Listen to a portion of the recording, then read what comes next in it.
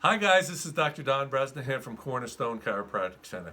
We're going to continue on with our series of helpful hints of things that you could do at home during the stay-at-home order for this coronavirus.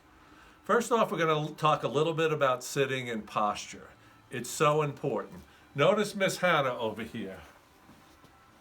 See how she's all crunched up and slumped over? She's sitting on one hip. This shortens the muscles and tendons in the front, and it puts a lot of stress on your discs and facet joints in the back.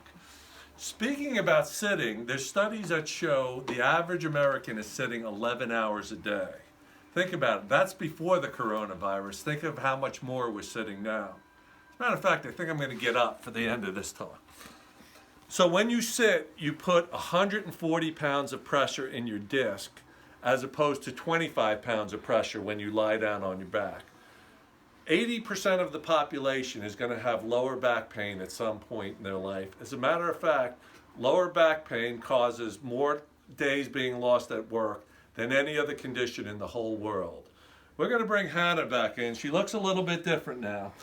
Now, I want you to notice that where this red is. These are representative of a psoas muscle. Now, keep in mind, this is a very deep muscle. It's all the way behind her intestines, and it attaches to the front of the spine.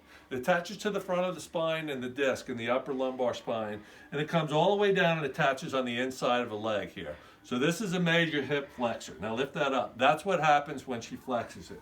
Now, think about someone sitting 11 hours a day. Many of us, this muscle is already a little short and fibrotic because a lot of us did sit-ups improperly when we were younger. So when this muscle shortens up, it causes a lot of back problems and pain. Come on and sit up now. So one thing you could do to help fight this is, first thing is get up frequently, at least every hour, and move all of your joints around. Remember, motion lubricates the joints. The second thing we want to do is to start to stretch this psoas muscle. This is a hip flexor, so let's go and get the ball. Okay, notice, so with this leg back, it's in extension. When you put your leg in extension, it stretches a hip flexor.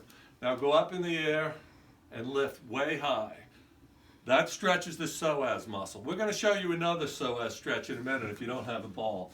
But let's talk about extension of the back. Remember, these facet joints in the back, they bend forward. We bend into flexion 40 or 50 times a day.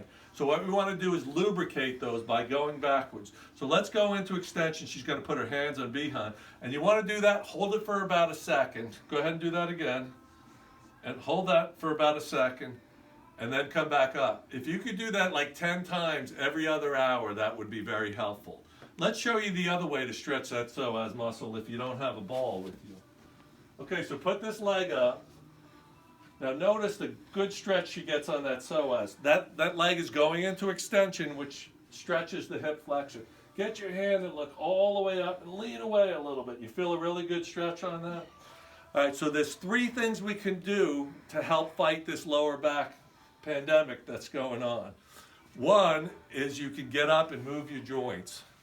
Number 2 is you can really stretch those facet joints in your back and get them lubricated. And the third is you want to stretch these psoas out. Please like our Facebook